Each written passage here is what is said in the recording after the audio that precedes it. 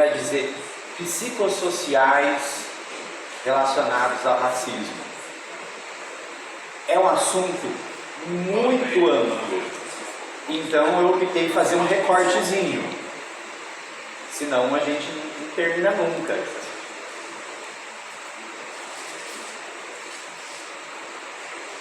Não vai dar. Pode falar assim? Então tá bom. A gente pode abordar inúmeros aspectos. Vamos pegar alguns elementos que eu andei vendo aqui e ali na experiência profissional e também buscando conhecer a respeito desse assunto. A gente tem que estar sempre procurando conhecer a respeito desses temas.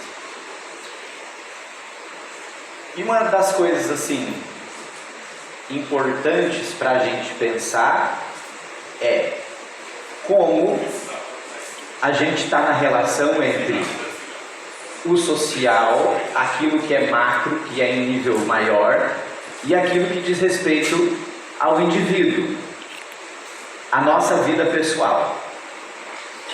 E que, devido a questões ideológicas, é muito difícil a gente enxergar isso.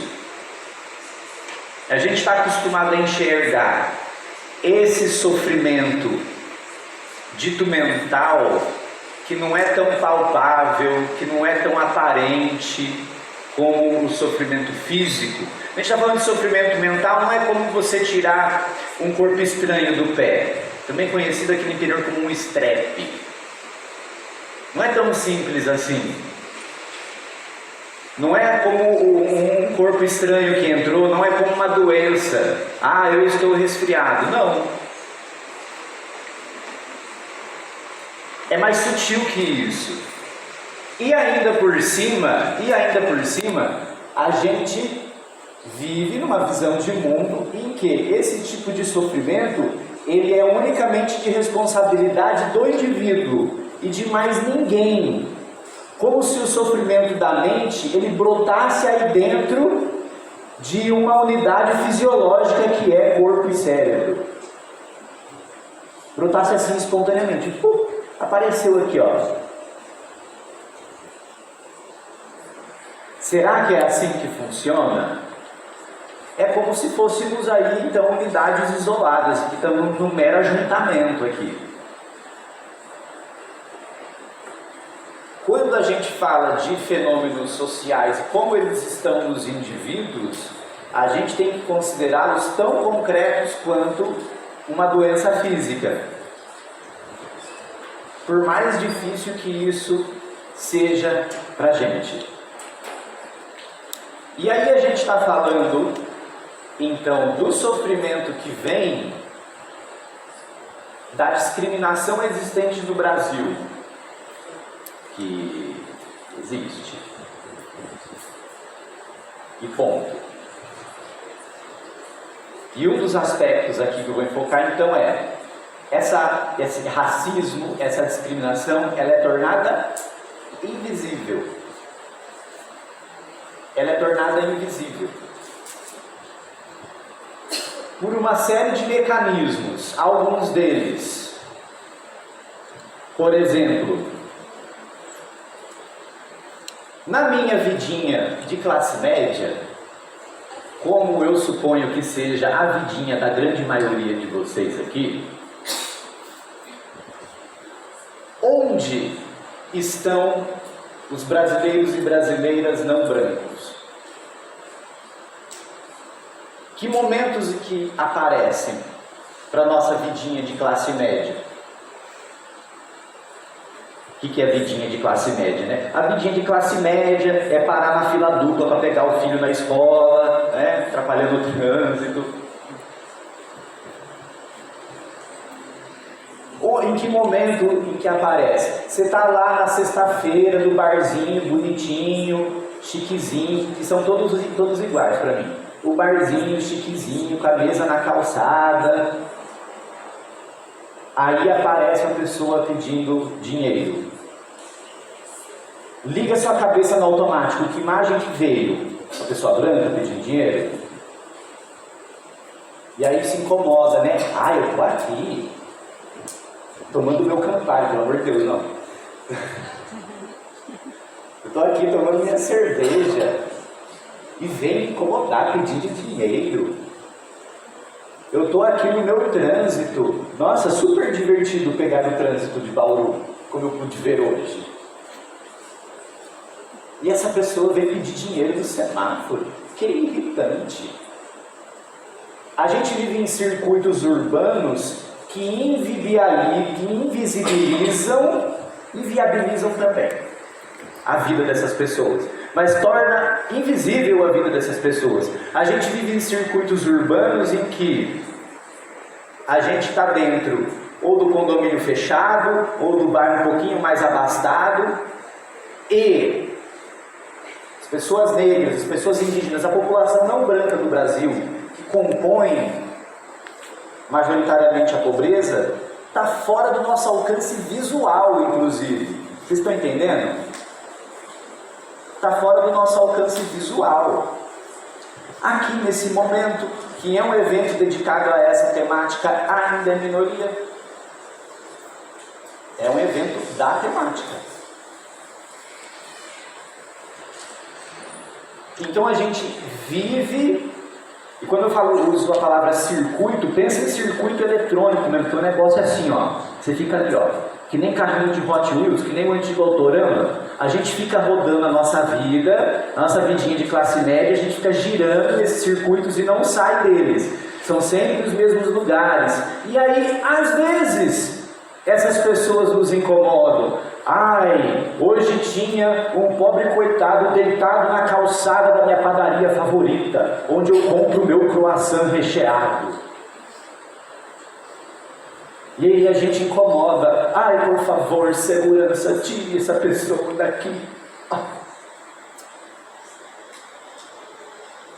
E assim é uma população inteira invisível, que quando você vai lá pegar a estatística, você assusta. Por quê? Para o IBGE, para o censo, a maioria da população é de negros, de pessoas negras. Eles falam, onde estão? Eu não vejo no meu dia a dia. E aí, como eu não vejo no meu dia a dia, esse sofrimento não existe. Está entendendo? Esse sofrimento não existe. Que nem a gente ouviu em um passado muito recente. Não há pobres no Brasil. Ninguém está passando fome no Brasil. As pessoas têm pés de manga. Elas podem colher mangas nos quintais e nas ruas. Ninguém passa fome. Por onde eu ando só tem carrão, só tem casa bonita. Porque eu estou preso a esses circuitos urbanos. A esses circuitos de sociabilidade. Não, mas meus amigos estão todos perto. E aí a gente vai então fazendo com que pessoas reais, verdadeiras, autênticas, com suas histórias, que são mães, que são filhas, que são pais, que são filhos, maridos, esposas, estudantes e assim por diante, trabalhadores ou desempregados, não importa. São pessoas reais, concretas, que vão ficando invisíveis. E o sofrimento delas fica invisível. E essa invisibilidade do sofrimento vai entrando no nosso dia a dia, em todos os níveis.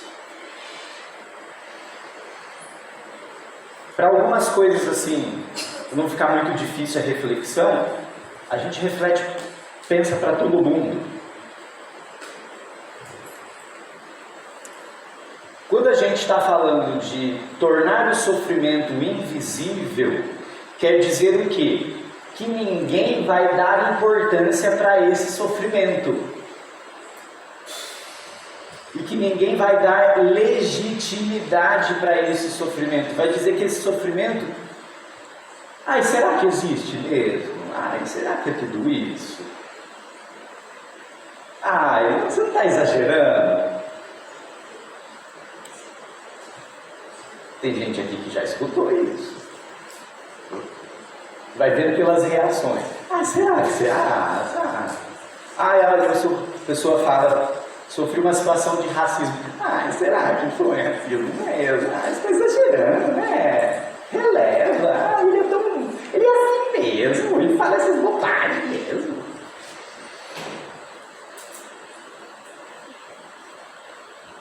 E aí quando a gente vê, então, isso vai perdendo significado. E aí o sofrimento, que é vivido pela pessoa, ele fica sem significado, a ponto de ser difícil de verbalizar. E aí, sendo muito psicólogo agora, uma das coisas mais preocupantes do nosso trabalho é quando a gente não consegue verbalizar o sofrimento. Eu não vou dar uma Didinho Ouro Preto Caetano Veloso aqui não, tá? Eu tô de olho aqui.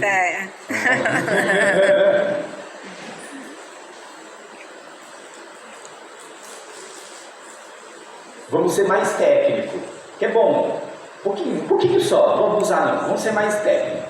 A gente tem uma divisão entre sintomas positivos e sintomas negativos. Mas positivo aqui não quer dizer bom. Positivo quer dizer explicitado, colocado para fora, expresso. E é uma coisa bem técnica mesmo, que a pessoa que apresenta sintoma negativo é muito mais preocupante do que aquela que apresenta sintomas positivos. O que isso quer dizer?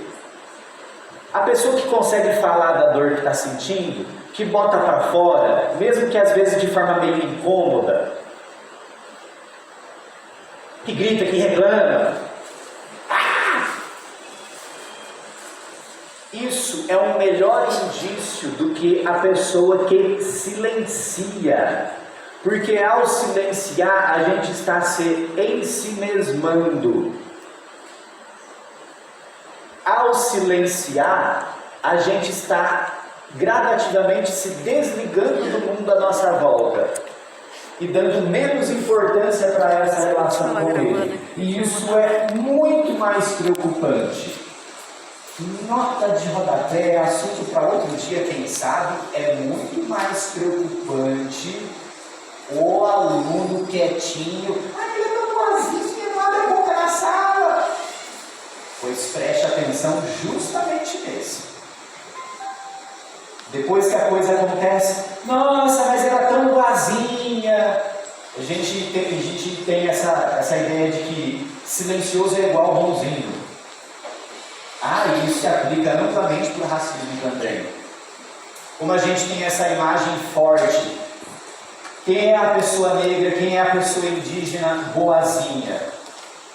É aquela imagem da pessoa sábia, não é aquela imagem assim? A pessoa sábia, benfazeja, conhece erva, tem conselhos para dar, uma coisa meio cabana do pai Tomás, assim, não é? Ele é bonzinho.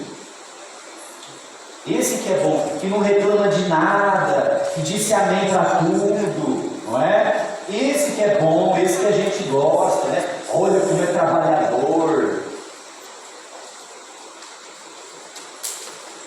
Quando a gente vê em reportagens, por exemplo, da situação dos povos indígenas, que a gente viu bastante, aliás, bem recentemente, né? Qual que é o comentário que a gente ouve, ô classe média?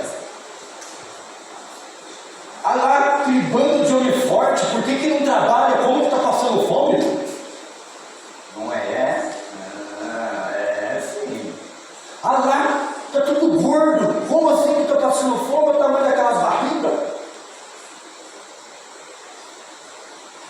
O homem forte desse pedindo dinheiro, podia estar carpindo uma roça, podia estar carpindo um pote. A gente cresce ouvindo essas asneiras tremendas. E aí, mais uma vez, tirando a importância desses sofrimentos. Mais uma vez, aí, contribuindo para esse processo de torná-los invisíveis. E como eu estava falando, então aquilo que é silenciado, ele nos traz consequências que podem ser piores do que aquilo que é expresso. Que é o princípio geral do meu trabalho, aliás, né? Quem passa em psicólogo muitas vezes reclama, mas esse camarada só me ouve. Claro, porque é para você falar. Porque é para você expressar a sua dor e dar sentido para ela. E o que acontece? O nosso mundinho muito divertido, com nossa ideologia, cala a boca e trabalha. quieto, silencia, não reclama. Se não vem dessa forma mais dura, vem. Bom dia, do grupo batizado. Bom dia. Não te queixes da vida, pois ela é uma bênção. Então não importa o que esteja acontecendo com você. Tudo é uma dádiva. Aceite. Conforme-se. Não se rebele jamais. Que reconfortante. Se você sofre, é porque você merece. É essa a mensagem que está aí. Você não se esforçou. Não é por causa de uma estrutura social excludente que está presente nos mínimos detalhes da nossa vida. É por culpa só sua. Você não se esforçou. A oportunidade está aí para quem quer. Tá mesmo? Será? A gente vai tornando isso invisível, até mesmo em coisas que podem parecer bem simpáticas. Eu sei que muitas vezes a gente faz isso com as melhores das intenções, mas tem que tomar cuidado, né? Eu, por exemplo, eu sou nascido da cidade de Tupã. Aí, cara, que legal, eu nasci em Tupã, lá tem aldeia indígena, mó da hora que vocês estão fazendo. Eu não convivi com os indígenas de Tupã. Eu morei lá até os 10 anos de idade, minha família me levou uma vez na aldeia, nem lembro direito. Mas aquele esforço por parecer simpático, eu também tenho amigos negros. Eu não sou racista, eu tenho amigos negros. E aí, com essa simpatia também vai tornando invisível. Olha, está querendo dizer assim, olha, o racismo não é tanto assim. Olha eu, por exemplo, como eu sou bonito e pimpão, eu não sou racista. Olha só. Então você vai desmerecendo, diminuindo, reduzindo. Fica chateado com o que eu estou falando não, tá? Que a minha função é assim, às vezes, sabe, a gente pode, olha, tá aqui, ó. Inclusive porque eu posso falar, porque são coisas que já saíram da minha boca.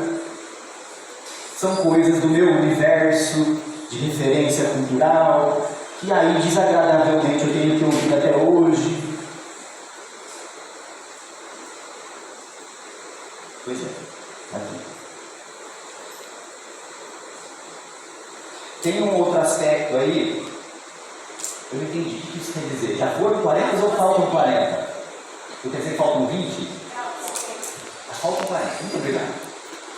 Então é uma classe para cá. Isso é bom, ajuda muito.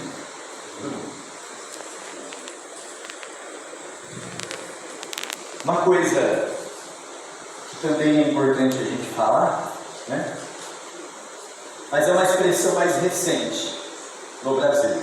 Ela é importada aí da gringa, que é não levar para o coração. Já ouviram isso? Don't take to your heart. Então, como você sofre uma violência, né? Não leva para o coração, não. Por muito tempo foi traduzido em filmes como não leve para o lado pessoal. Agora estão traduzindo mais literalmente, não leve para o coração. Que hipócrita essa frase, né? Você sofre uma violência qualquer que seja, simbólica, não importa, e simplesmente não leva para o coração isso aí não, deixa para lá, deixa passar. Então assim, quer dizer o quê? Engole e fica quieto. Engole e fica quieto. Não reclama. Não se queixe. Não se manifeste a respeito. Não diga nada. Uma outra coisinha técnica, né? Quando a gente fala de certas crises, como uma palavra que eu sei que é familiar para todo mundo, no sentido não muito correto. A crise histérica há um protesto. E você sabe que tem uma coisa, um mecanismo muito importante aí, que se conhece desde lá do tal do Freud, e é o seguinte: nesse protesto há algo de verdadeiro. Ele não é totalmente absurdo. Ele não é como uma alucinação. Gente, vocês não estão vendo o dragão vindo do fundo da sala. Não tem não, tá, gente? A gente foi para trás, assim, não.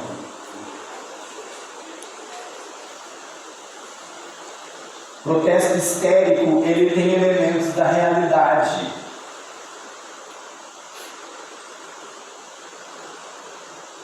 E aí isso nos incomoda, porque sacode a gente do lugar em que a gente está familiarizado e faz a gente se defrontar com um sofrimento que a gente queria que continuasse em silêncio, que a gente queria que continuasse invisível.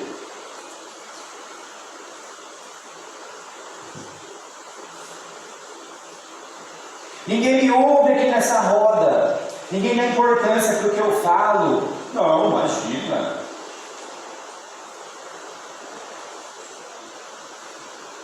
Você está numa roda de pessoas. Meu trabalho, vou dar um exemplo melhor. Eu trabalho em posto de saúde, como foi dito. E verdade, dentre as várias frentes de trabalho, uma delas é no posto de saúde. E aí assim, é um fenômeno que a gente observa. Como causa um frisson a chegada dessa figura chamada médico. Liga o automático de que cor foi o médico que você pensou? Na verdade tem até uma idade também que você pensou, o médico. Acho que você tinha pensado no psicólogo também, você está vendo essa figura estranha na tua frente. Né? Não sou tão jovem assim não, eu tenho 40, quase 41. Tá? Não, 40 é jovem ainda, mas eu digo assim, né? Já falaram assim, você é recém-formado. Eu falei, não é bem assim. Mas, então chega aquela figura assim, que é aquela figura que todo mundo fica em volta, assim, é aquela figura que vão ouvir. Por quê? A gente tem construído na nossa cabeça, isso vem de processos ideológicos, evidentemente, que quem tem a voz, quem tem a autoridade, quem tem a presença que vale a pena ser notada e respeitada, é aquela figura branca. E quanto mais branca, melhor. Se tiver lavado no ombro, melhor ainda, alvejante. Refletir a luz da terra, do teto, nós.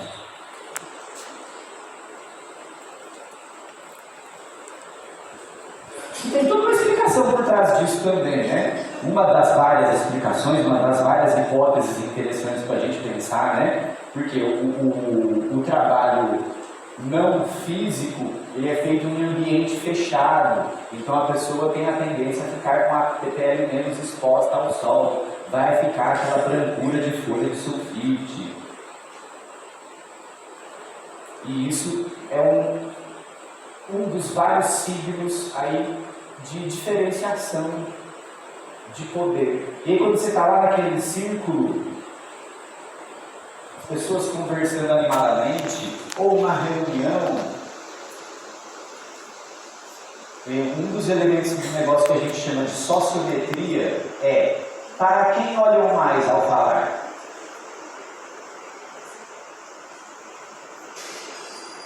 Para quem a gente se dirige mais ao falar? Até dando aula, viu? Até dando aula. A gente vai ter uma tendência a olhar mais para uma pessoa com quem, por razões não muito conscientes, a gente estabelece uma ligação. E aí, quando você vê, quando você se dá conta, para quem você está dando mais atenção? E quem você está deixando de lado? Quem você não está ouvindo? Quem você está deixando para lá? Quem que está ficando em segundo plano?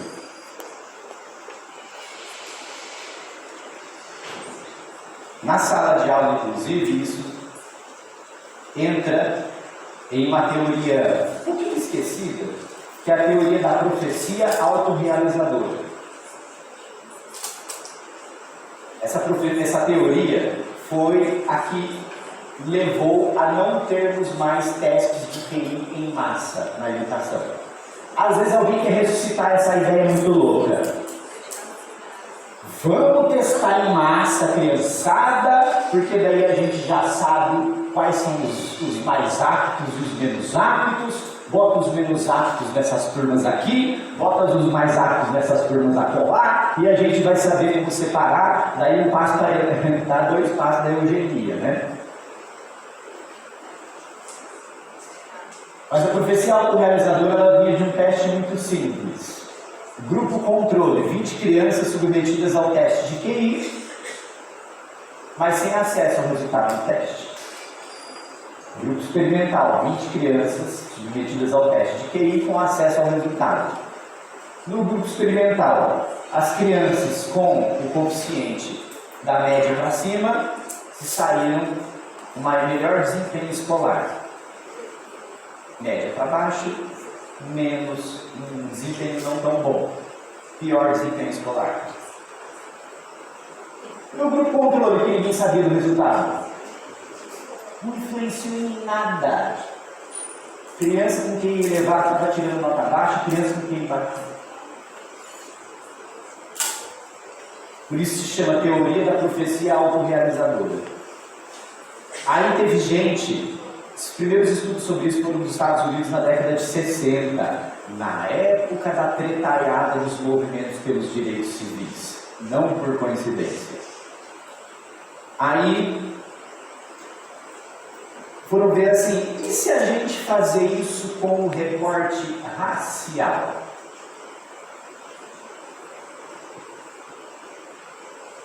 Acontece que como que essa profecia se autorrealiza?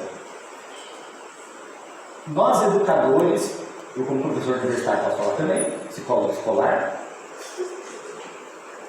vamos dirigir um pouco menos do nosso tempo para aquela pessoa que não é tão apta, para aquela pessoinha que a gente julga não muito capaz, sabe? Vai dirigir menos tempo, menos recurso, sabe? Não vai trocar tanto olhar assim, não vai se aproximar tanto. Perde a paciência mais facilmente, ou o outro lado também disso. Ele não vai muito para frente mesmo não. Olha, é assim que faz. Pronto, resolvi. Eu já fiz por ele e está resolvido. Só que aí para fazer o recorte de raça, tira o teste de QI da profecia autorrealizadora.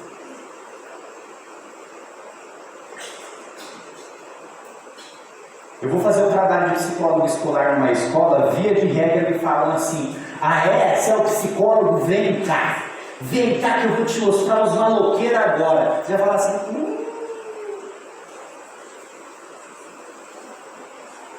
Os ditos maloqueiros da escola, eles têm cor. Liga o automático de novo, e quem que você pensou quando eu falei de maloqueiro?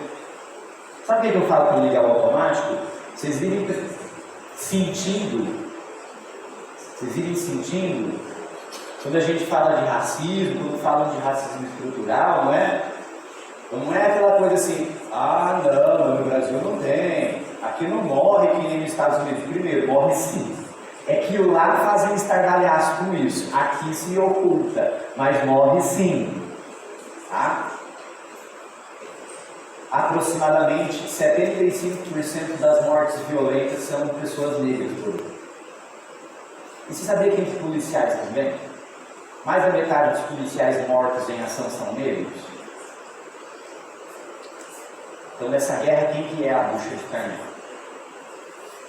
E aí, no caso que eu estava falando da escola, então dirige-se menos tempo, menos recursos.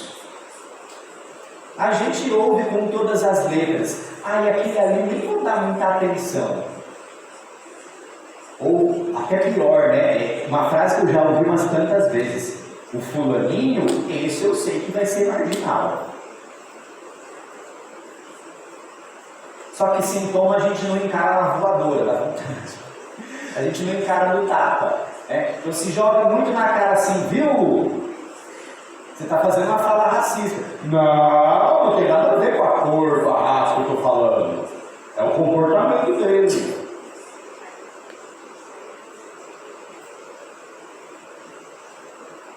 Com quem a gente tem mais paciência na sala de aula? Liga automático. Entendeu?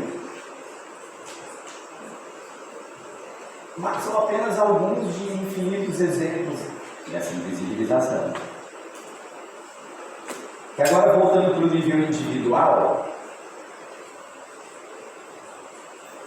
quando vão dizendo que o nosso sofrimento é ilegítimo, nosso sofrimento não é dor de verdade, ele é preguiça, ele é desinteresse, ele é indisciplina, ele é frescura, é exagero ou qualquer outra coisa, então a gente vai entrando em um funcionamento em que a vida perde sentido, porque assim, uma dor é algo feito para te chamar a atenção, tá? É assim que funciona o mecanismo da dor, ele é um alerta. Está doendo? É porque é para você prestar atenção naquilo. Tanto é que a nossa existência fica tomada pela dor. Ai, está me doendo o calçado. Você não consegue pensar em outra coisa. Você fica o teu mundo focado naquela dor. E aí vem e dizem-nos: não, essa dor que você está sentindo não é real, ou não é legítima, não é importante, não é tão verdadeira assim, não é significativa. E aí você começa a questionar a si mesmo: é real o que eu estou vivendo? Vocês estão entendendo o tamanho do estrago que isso faz na mente? E chega ao ponto de se questionar: então o que eu vivo e que é importante para mim, porque afeta tudo que eu faço, não é real? Ninguém fala disso, ninguém dá visibilidade para isso.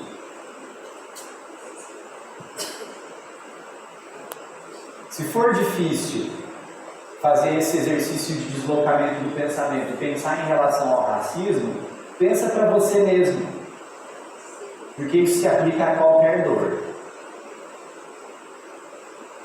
Vão dizendo que a sua dor não é legítima, seja da violência de gênero. Ah, não, mas ele é bom, no fundo ele te ama. Ai, que é isso, né? Casamento é pro resto da vida, não pode desfazer casamento, não é mesmo? E seus filhos? Ah, e a sua renda? Ah, é tudo isso assim, né? O sofrimento do adolescente. Olha, não é tudo isso assim, esse estresse angustiante que você está passando por causa do vestibular. É só uma etapa da vida. Você tem que dar conta mesmo. Cala a boca e estuda.